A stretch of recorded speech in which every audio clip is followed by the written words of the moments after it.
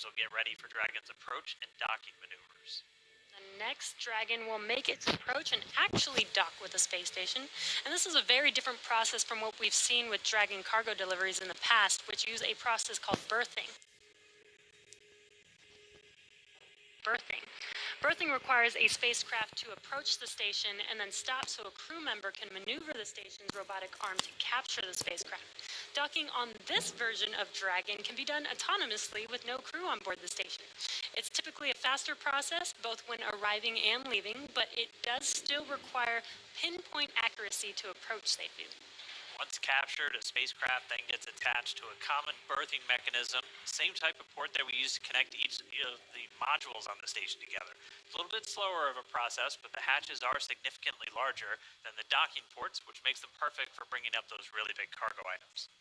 Dragon will spend up to 120 days docked before preparing to return home.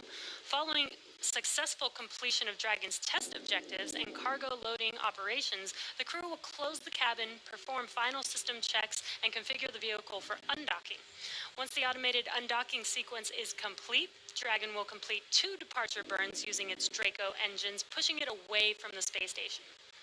And then next up on the trip, deorbit entry and landing, or splashdown, which is going to cover all the operations following that final departure maneuver. It's going to include events like the trunk separation, closing of the nose cone, a deorbit burn, and then eventually as they get into the atmosphere, the deployment of the drogue and the main parachutes, and all of that ends with splashdown right off the Florida coast. At that point, teams from SpaceX will move in with their recovery ship, grab the capsule out of the water, and work to get Bob and Doug out of Dragon after a successful mission in space. So we are 26 minutes away from launch. Fueling of Falcon 9 is continuing. Let's check in one more time down with the team at Kennedy. Murray?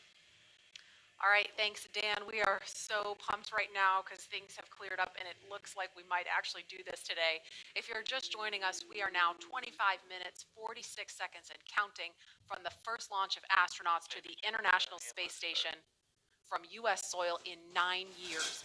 This will mark the beginning of a new era where more people will be able to fly to space than ever before.